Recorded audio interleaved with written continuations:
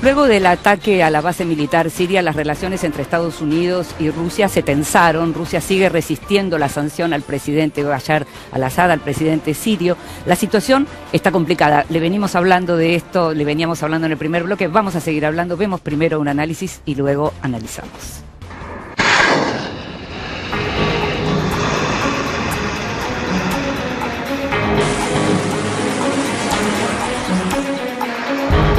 Washington intenta un complicado control de daños en la relación con Moscú tras la crisis provocada por el bombardeo a la base aérea siria de Jairat. A una semana de ese ataque unilateral, que la administración Trump justificó como represalia por la muerte de civiles en un bombardeo con gas sarín del que acusa al gobierno de Bashar al-Assad sin haber presentado la información de inteligencia que asegura tener y que lo probaría, se hace más evidente que la decisión se tomó más por motivos de política doméstica que exterior.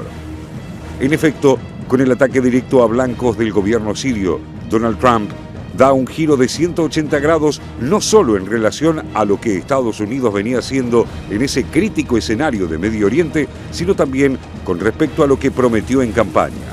Una política exterior menos intervencionista y, en el caso puntual de Siria, terminar con la estrategia de cambio de régimen impulsado por Barack Obama.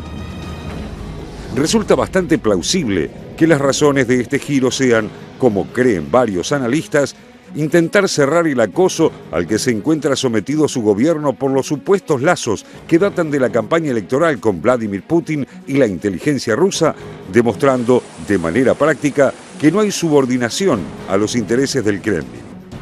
Trump espera con esta demostración de fuerza y el sacrificio por ahora simbólico de un alfil, su jefe de estrategia, Steve Bannon, aplacar las críticas y cerrar las investigaciones sobre los vínculos rusos de su equipo. Pero no tiene garantías de que esto ocurra, lo que podría llevar a una escalada en Siria. It would be wonderful, as we were discussing just a little while ago, if NATO and our country could get along with Russia. Right now we're not getting along with Russia at all. We may be at an all-time low in terms of relationship with Russia. This is built for a long period of time. But we're going to see what happens. Putin is the leader of Russia. Russia's a strong country. We're a very, very strong country. No es la primera vez que Estados Unidos produce hechos de política exterior para mejorar la posición interna de la Casa Blanca. Pero dada la complejidad de la guerra civil en Siria, la multiplicidad de actores e intereses transnacionales involucrados y la importancia que el resultado de ese conflicto tiene para Rusia, se trata de una operación extremadamente riesgosa. Mientras Moscú agregaba 2 fragatas al grupo de combate naval que ya tiene apostado frente a Siria, la visita del secretario de Estado Rex Tillerson a Moscú, programada antes del ataque, sirvió para empezar a apagar el fuego de esta crisis. Aunque el presidente Putin había dejado claro que no concedería una audiencia a Tillerson y la reunión se mantendría a nivel de cancilleres, finalmente sí se sumó al final del cónclave. Una muestra de que hubo, fuera de la vista del público, señales de distensión por parte de ambos gobiernos. Tillerson mantuvo la línea retórica estadounidense de que Bashar al-Assad debe dejar el poder, un mensaje respaldado por la reciente reunión del G7 y algo inaceptable para el Kremlin. The perspective from the United States, supported by the facts that we have, are conclusive that the recent chemical weapons attack carried out in Syria was planned, and it was directed and executed by Syrian regime forces, and we're quite confident of that. This is just the latest in a series of the use of chemical weapons by the Assad regime. Los diplomáticos rusos, por su parte, no se privaron de hacer notar lo primitivo de la actual política exterior de Estados Unidos, y Putin incluso sugirió en una entrevista que el ataque con gas sarín fue un montaje de los enemigos de Assad, lo que vale tanto para Estados Unidos como para Arabia Saudita, Qatar y Turquía. У нас есть информация от различных источников, что подобные провокации, а я по-другому это назвать не могу, готовятся и в других регионах Сирии, в том числе в южных пригородах Дамаска, где собираются подбросить опять какое-то вещество, обвинить в его применении сирийские официальные власти. Para concretar esta distensión, se acordó la creación de un grupo de trabajo y el restablecimiento de la línea de comunicaciones para evitar choques entre las fuerzas rusas y norteamericanas en Siria. El canciller ruso, Sergei Lavrov, pidió además el lanzamiento de una investigación internacional para determinar lo ocurrido en Camp Sheikhoun, el área gaseada, controlada por Jabhat Fateh al-Sham, un grupo yihadista antes conocido como Frente al-Nusra y afiliado a Al-Qaeda. Мы вчера очень подробно говорили об этом с государственным секретарем Соединенных Штатов, пришли к общему мнению, что подобное не должно повториться, и мы будем настаивать на проведении независимого объективного расследования по линии Организации запрещения химического оружия с привлечением дополнительных экспертов, учитывая крайне эмоциональный резонанс, который эта ситуация вызвала во всем мире. Por otro lado, en el Consejo de Seguridad de la ONU, Rusia vetó una resolución condenando al gobierno sirio y atribuyéndole la responsabilidad por el incidente con gas sarí. El embajador sirio ante la ONU, Bayar Jafari, desarrolló en detalle la teoría esbozada por Putin. El gas habría sido traído a Siria desde Libia a través de Turquía en un avión civil por un ciudadano sirio y entregado a los yihadistas para simular una operación de las fuerzas de Assad y forzar la intervención de Estados Unidos. Una hipótesis muy similar a la que en 2016 dio a conocer el veterano periodista del New Yorker, Simon Ersch, quien informó que la entonces secretaria de Estado, Hillary Clinton, habría aprobado el envío de sarín libio a Siria con fines similares a los que denuncian ahora Damasco y Moscú. Fabricar un episodio que justifique una intervención militar directa de Estados Unidos y sus aliados de la OTAN. Fue esta misma lógica de cambio de régimen a cualquier costo la que convirtió a Siria en un escenario propicio para las operaciones y el fortalecimiento de toda clase de grupos yihadistas. Algo que podría multiplicarse por 1000 si Trump cede a las presiones de los sectores del aparato permanente y bipartidario de seguridad de Estados Unidos y se lanza a una escalada militar en Siria para salvarse de las acusaciones de connivencia con los rusos. Lo que lo llevaría precisamente a un curso asegurado de colisión con Rusia.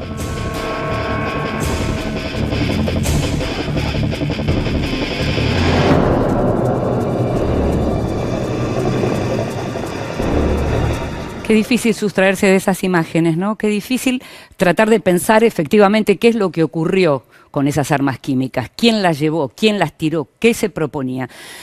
Para hablar del ataque de Estados Unidos, para hablar de quién ordenó atacar, que es Donald Trump, estamos con una invitada, que es Victoria Murillo, politóloga de la Universidad de Columbia. Gracias por estar con nosotros, Muchísimas Victoria. Gracias por la invitación. Estábamos viendo todas estas imágenes y detrás de todo esto hay una persona en común que se llama Donald Trump, que es quien ha ordenado los ataques tanto en Siria como en Afganistán, que es quien se teme que podría ordenar algún ataque preventivo en Corea del Norte.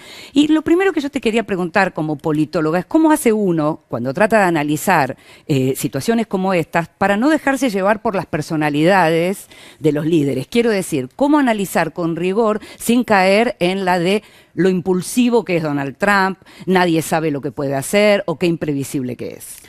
Mira, hay como dos formas de contestar esto. Por un lado, la impulsibilidad o la apariencia de la personalidad de Donald Trump fue un valor muy importante para él en la elección. Se presentó como alguien que no era político y sigue teniendo esa visión, si querés, fresca de que dice lo que se le pasa por la cabeza sin pensarlo mucho, y eso lo hace más confiable para un electorado que lo votó porque no era político.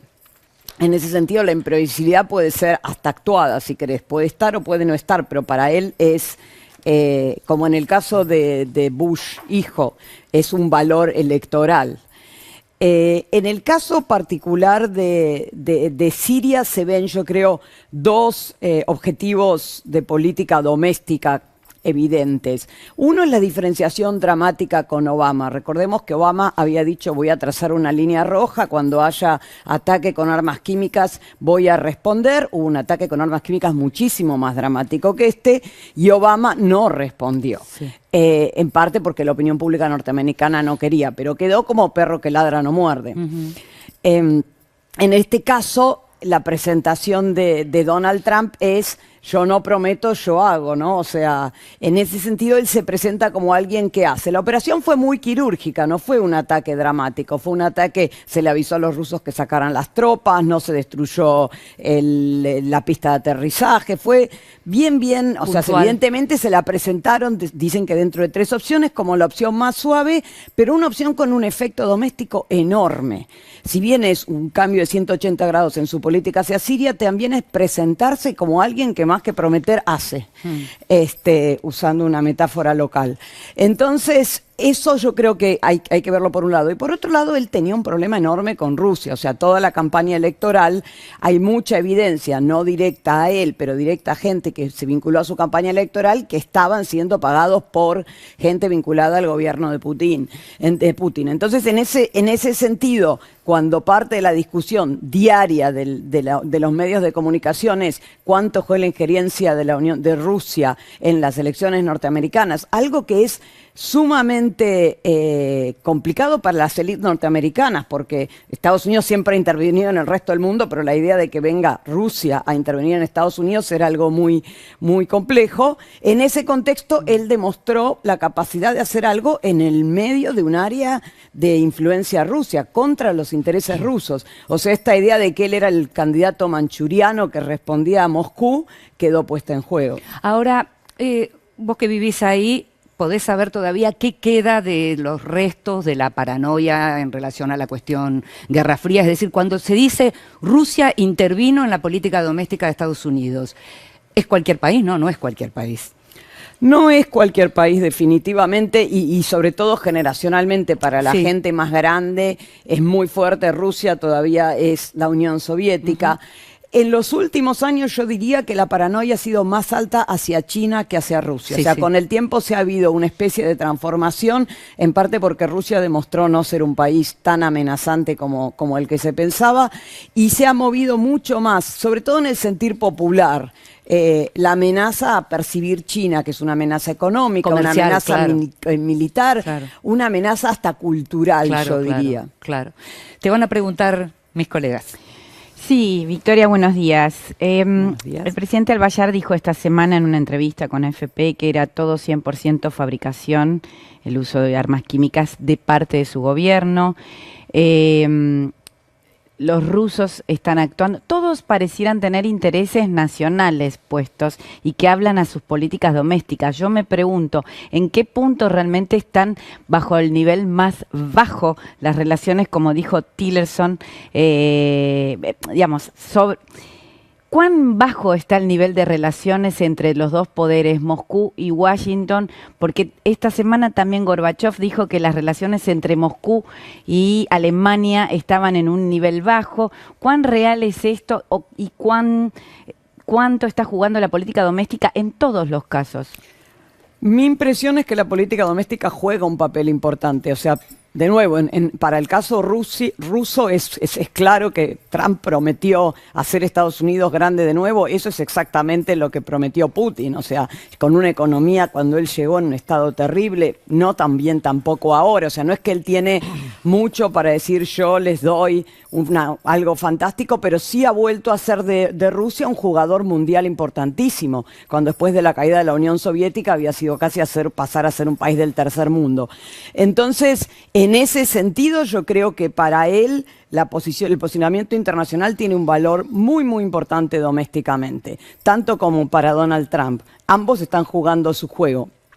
En términos de relaciones internacionales, se están conociendo. Recién fue la primera reunión entre Tillerson y Lavrov. Y claro, o sea, es realmente el inicio. Mucho. Es un hombre condecorado en Rusia. Sí, no, pero la administración está comenzando. Si le preguntabas hace un mes, más allá de la relación personal de Tillerson como CEO, es una cosa muy diferente ser el secretario de Estado que haber sido el gerente de una compañía. O sea, ha habido un montón de conflictos. Él no quiere llevar prensa a su alrededor. Eso todos los secretarios de Estado lo hacían, entonces todos sus viajes los cubre la prensa extranjera. En Estados Unidos suena rarísimo. Y él dice esto es más eficiente. O sea, él también está aprendiendo. Acá todos están aprendiendo. Es un gobierno, en parte porque fue elegido con una característica populista, de gente sin pasado político. Por más de que se conozcan a nivel personal, la lógica de las relaciones internacionales la están recién aprendiendo del lado norteamericano, y los rusos a ver qué es lo que les espera.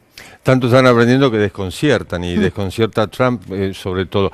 Por lo pronto, los últimos 4 presidentes norteamericanos, más o menos a los 100 días, ya esbozaban la doctrina, es decir, la doctrina Obama, la doctrina Bush, la doctrina Clinton. En el caso de Donald Trump, ¿la doctrina es la no doctrina? ¿Está guiada por razones estratégicas o por razones emocionales que vendrían a ser justamente estas de quitarse encima la posibilidad de ser una herramienta del gobierno ruso? Lo que él dice y dijo en la campaña, y lo que los republicanos dicen que sigue haciendo pese al cambio de 180 grados en China, en Siria, es negociar y conseguir lo mejor para Estados Unidos. Entonces, desde su punto de vista, esto es lo que él presiona a Corea del Norte, y con eso está jugando con los chinos. Presiona a Siria y con eso está jugando con los rusos. Él tiene una postura que, según él, le va a permitir mejorar su marco de negociación para los Estados Unidos. Eso es lo que él prometió. ¿Cómo lo hace? Nunca dijo. De hecho, fue súper vago en la campaña. O sea que en ese sentido no se puede decir que se esté deshaciendo de sus promesas de campaña. Y lo que es interesante de los análisis es que la gente que lo votó confió en él, en esta idea de que él iba a lograr algo, pero no tan claro por cómo lo iba a lograr. Ahora, hay sectores dentro de esta coalición que son muy ideológicos, que sí, para los cuales la gente que está detrás de Bannon, para los cuales esto es un cambio que ellos no se esperaban. Pero el votante medio de él, yo no creo que esté en absoluto azorado. Victoria, parece haber cierto acuerdo en que este giro estratégico de Trump, si es que es estratégico o instintivo, recuperando la idea de Jorge, está más orientado a lograr, digamos, un efecto en términos de política interna que, digamos, producir un cambio en el escenario internacional, digamos, o que tiene en todo caso los dos objetivos, las dos finalidades. Mi pregunta es, ¿cómo está la popularidad de Trump? ¿Mejoró con esto? ¿Se puede recuperar? ¿Se recupera en algún nivel de votante y no en otro? Desde el punto de vista del manejo de la opinión pública, del apoyo, del consenso interno, ¿cómo puede haber afectado esto? Mira, es interesante que esta semana, donde ocurrieron muchísimas cosas, siguió una semana donde su popularidad había bajado muchísimo a partir del fracaso de la reforma del seguro médico. Entonces, yo no hay todavía mucha información, pero yo creo que esto parte del objetivo es subir su popularidad, que venía bajando y se mantenía solo entre sus votantes. Esto lo que él demuestra es que él tiene capacidad de reaccionar, de moverse. De hecho, a mí me sorprende, más allá de lo que pensaba, frente a un revés, va a volver a tratar de hacer la reforma de salud con unos métodos bastante dramáticos, similares a esto, o sea, al cortarle los subsidios a la gente para que no pueda pagar, para forzar a los demócratas a negociar. De nuevo, todo dentro de esta idea que él tiene, que él es un buen negociador y que va a forzar al otro a negociar. Si le sale o no le sale, no sé, pero la lógica de que es todo por la negociación pareciera funcionar cuando uno lo mira de afuera. Victoria, déjame comentar una noticia que nos está llegando en este momento. Esto es la agencia de noticias Sana de Siria. Cerca de Alepo se produjo un ataque contra un convoy que estaba transportando civiles. Era justamente una evacuación de civiles de la provincia de Idlib. Se están informando sobre 70 muertos y 130 heridos. Hay algunas imágenes. Justamente es Idlib donde fue el ataque con los gases químicos. Con el gas químico. Cerca de allí. Claro, sí, sí. Y justamente, bueno, esta evacuación era parte de un acuerdo que había entre combatientes y el gobierno sirio para poder sacar a la población civil. Se produjo a través de un coche bomba este ataque con las consecuencias que estoy comentando. La pregunta que te quería hacer, digamos, saliendo un poco del eje que planteaban los compañeros, externamente, a nivel internacional, ¿esta política de Trump tiene aliados o tiene otros países desconcertados, como decía Jorge recién, simplemente? Yo creo que sí, que ha sorprendido. Mi impresión es que sorprende fuera del mundo. Ya sorprendía en la elección su personalidad y sus propuestas.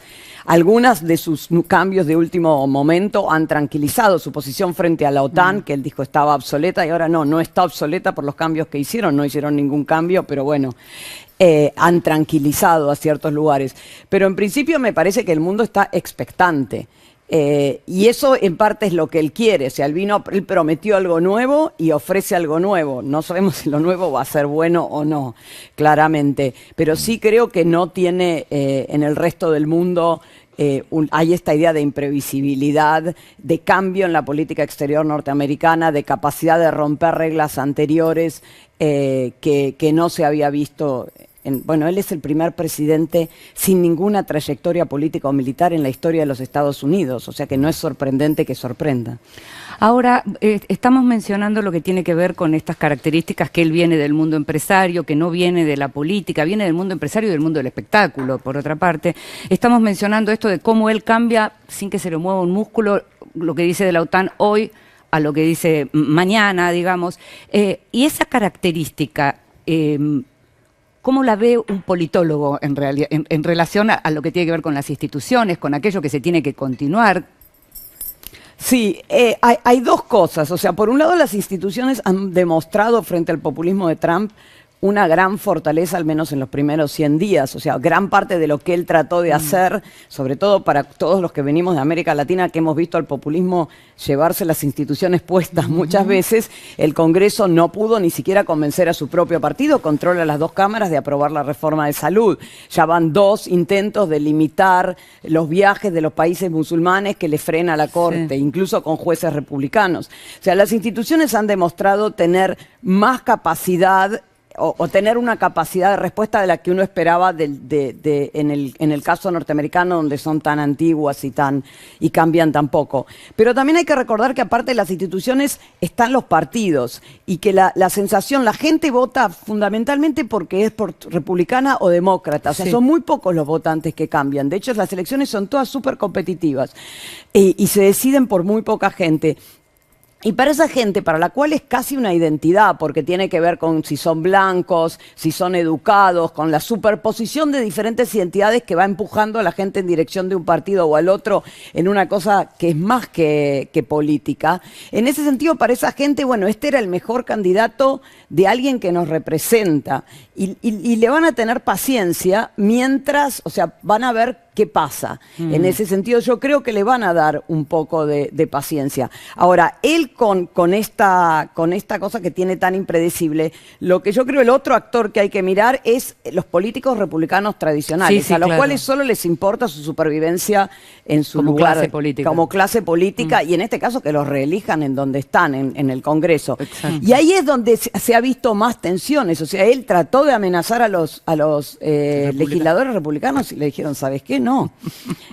O sea, es interesante eso, que no son solo las instituciones, sino también su propio partido, donde él ha encontrado límites. Te agradecemos mucho, Victoria, que hayas estado con nosotros, y esperamos volver a tenerte acá en otra... Que no hay subordinación a los intereses del Kremlin. Trump espera con esta demostración de fuerza y el sacrificio por ahora simbólico de un alfil, su jefe de estrategia, Steve Bannon, aplacar las críticas y cerrar las investigaciones sobre los vínculos rusos de su equipo. Pero no tiene garantías de que esto ocurra, lo que podría llevar a una escalada en Siria. It would be wonderful as we...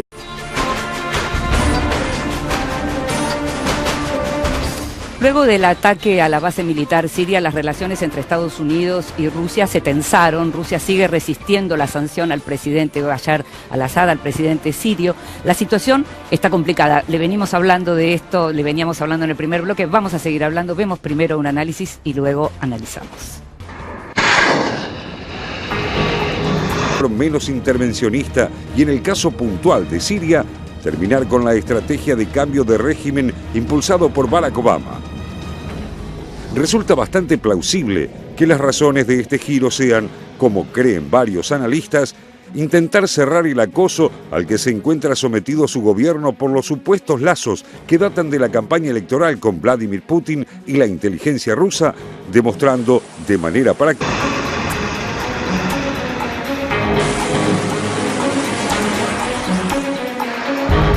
Washington intenta un complicado control de daños en la relación con Moscú tras la crisis provocada por el bombardeo a la base aérea siria de Jairat.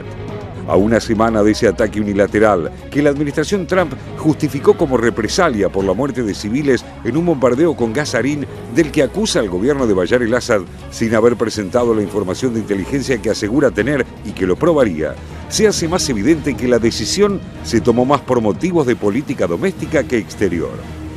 En efecto, con el ataque directo a blancos del gobierno sirio, Donald Trump da un giro de 180 grados no solo en relación a lo que Estados Unidos venía haciendo en ese crítico escenario de Medio Oriente, sino también con respecto a lo que prometió en campaña. Una política exterior